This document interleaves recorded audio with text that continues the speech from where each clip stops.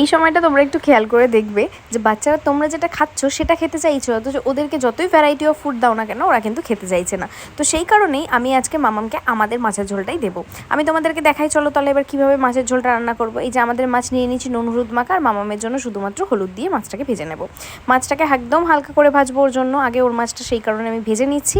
আর এখানে দুটো মাছ নিয়েছি, তার কারণ এই মাছটা আমি আগে খাওয়াইনি, আজকে যেহেতু প্রথম খাওয়াবো। আর এটাও কিন্তু একদম জিওল মাছ ছিল যেটাকে বলে আর কি।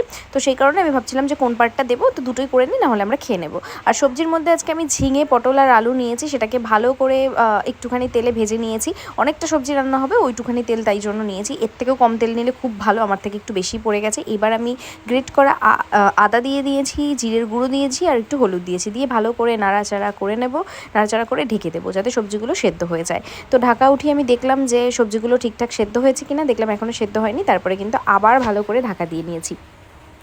তো তারপর দেখলাম যে হ্যাঁ, মোটামুটি সবজি সেদ্ধ হয়ে এসছে। এবার মামাম যেহেতু খাবে, তো সেই কারণে আমি স্টেরিলাইজ ওয়াটার দিয়ে ভালো করে ফুটিয়ে নিয়েছি। আর একদম পাতলা করে ঝোল করবো, কারণ গরমে এই খাবারটা শুধু বাচ্চা নয়, বড়দের জন্য ভীষণ ভালো। আমরা এখন রিসেন্টলি এই রকমভাবেই সবজি রান্না করছি, আর এই রকমভাবেই কিন্তু মামামকেও খাওয়াচ্ছি।